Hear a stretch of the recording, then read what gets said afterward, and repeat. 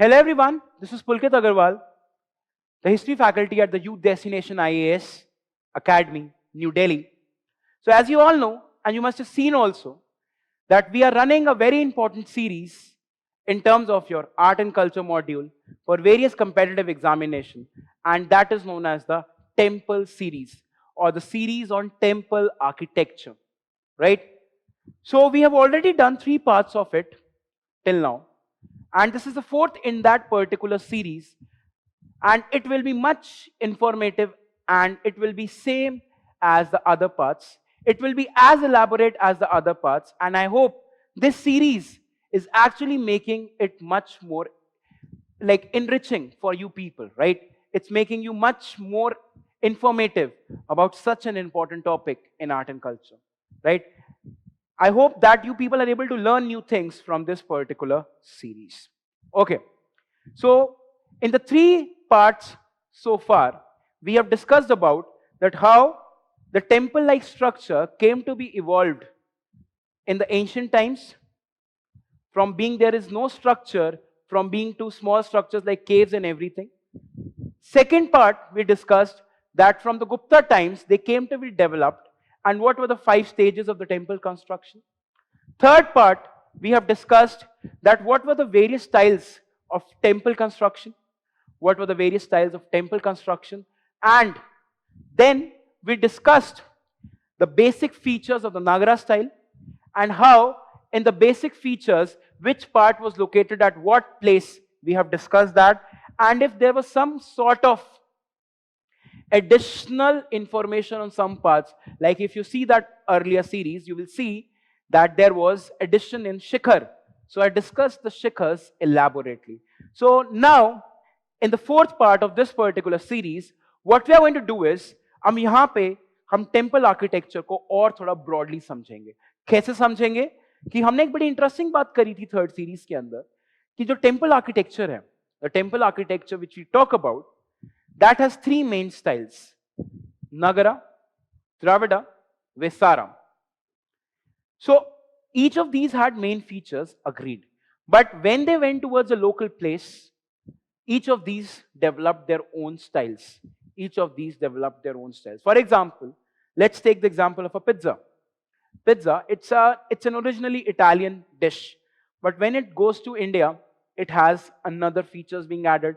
When it goes to your, say, Middle East, another features are being added. When it goes to your Far East, another features are being added. So pizza remains the same, but the toppings of it start to change. So similarly, in the temple style of temple construction, point is, the basic features remain the same, but new features are added according to the local context.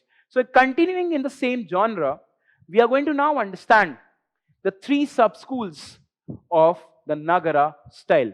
3 sub-schools of the Nagara style, which we have discussed in the earlier part. That is your Solanki school, that is your Odisha school, and that is your Khajuraho school. So these 3 schools we are going to now discuss elaborately, and how each school is different from other, and how exactly you can expect the question in the examination. So as you can see on your boards, as you can see on the board, point is, this talks about the sub-schools of the Nagara style. Sub-school of the Nagara style. So first in the sub-school of the Nagara style is the Odisha school or the Eastern Indian school of construction, right? The basic features of the Nagara style will continue, but the point is, there are going to be some features which are going to be added. And what were these features? Let's now see. Let's now see, right? Point is, first of all, when we talk about the features, the first feature is that the exterior walls are lavishly decorated. जो बाहर वाली दीवारें हैं temple की, they were very lavishly decorated, and you can see from this example of the Lingaraja temple at Bhubaneswar. So you can see the outer walls being lavishly decorated. You can see here how decorated they are, right? So that was the first feature which we can see. Second feature is the interior walls are plain. Interior walls are plain.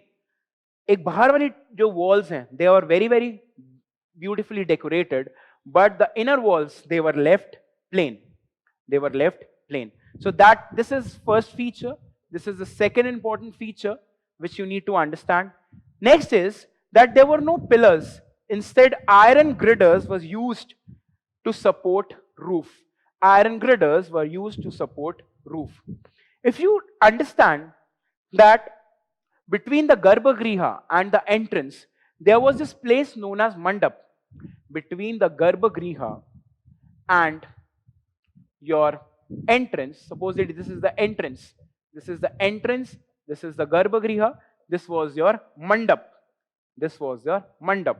So basically the Mandap in most of the styles, Mandap in most of the styles was in the portico form, was in the portico form, portico or the pillared form, portico or the pillared form. That is the basic thing in most of the Nagara style, that there were pillars which were supporting this mandap. There were pillars which were supporting these mandaps, right? But in the Odisha style, this was not the case. In the Odisha style, this was not the case. Instead of the pillars, what we have is the iron girders. Instead of the pillars, what we have is the iron girders. And you must be wondering how exactly the iron girders look like and how and what were the iron girders. So this is a very great example in front of you. So this might not be exactly the example of the temple, but this is how the functions of the iron girders was happening, right? So these were the iron girders, right? जिसको हम कहते हैं, this I think not Sariya, but yeah, I don't exactly know the Hindi name of that, but these were the iron girders. So you can see that they are actually doing this, right? They are being placed on the wall. And this similar feature was also there in the kind of earlier house making techniques, right? In the earlier house making techniques, on every wall, there was some kind of iron girders, TMT bars kind of thing, the iron bars which were being placed.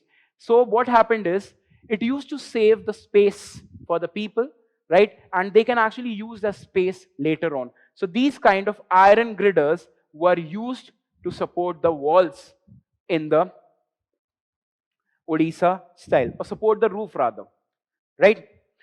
Now, the next feature, that they had the boundary walls. You see, this was the additional feature added in the Nagara style. Most of the Nagara temples do not have a boundary wall, but Odisha style had this boundary wall. So this is the unique feature. This is the unique aspect of your Odisha style. This is a unique aspect of the Odisha style, that it had boundary walls. It had your boundary walls, right? Okay. Now, the next feature was shikhars.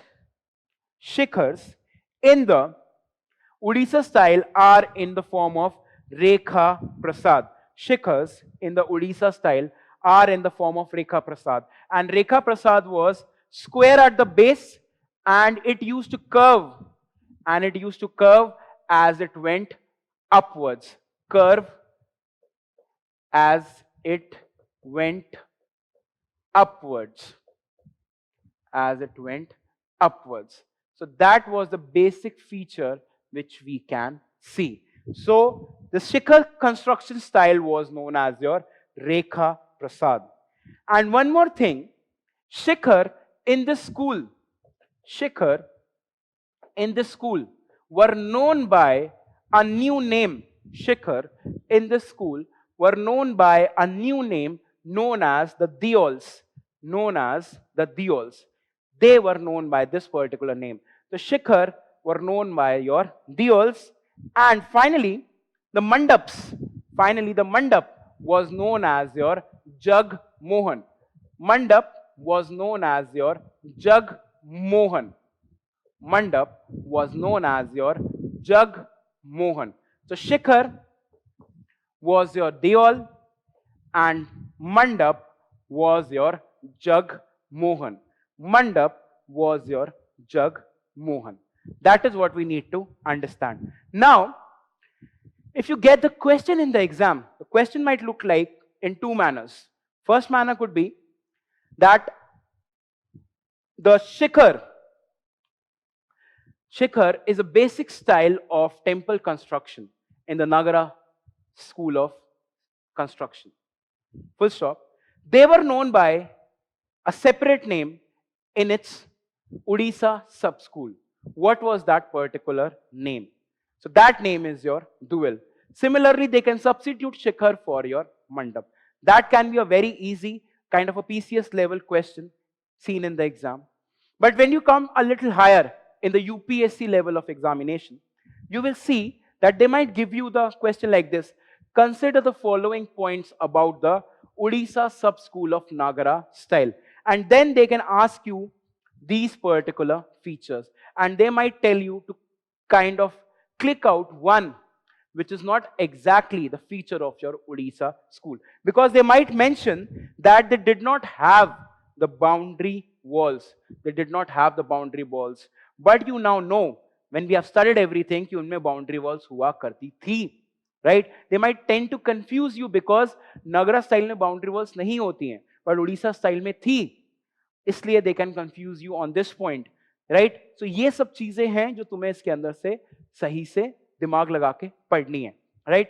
So this was the first school of sub-school of Nagara style. Right? So this is a Lingaraja temple at Bhubaneswar. Example of your Odisha style of construction. Example of your Odisha style of construction. Right? Okay, fine. One more thing before I go on to the next style of construction, what I want to tell you, whenever you encounter the name of a temple in the newspaper or in any other part of the news, what you need to do is, you need to do a little bit research on that particular temple. Research in what sense?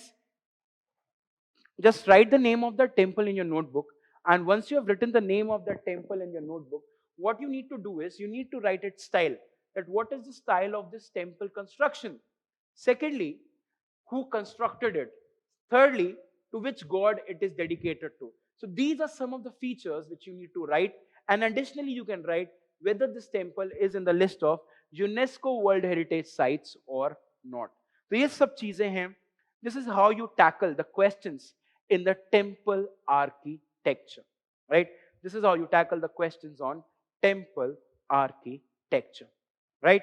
So that is something which we need to understand.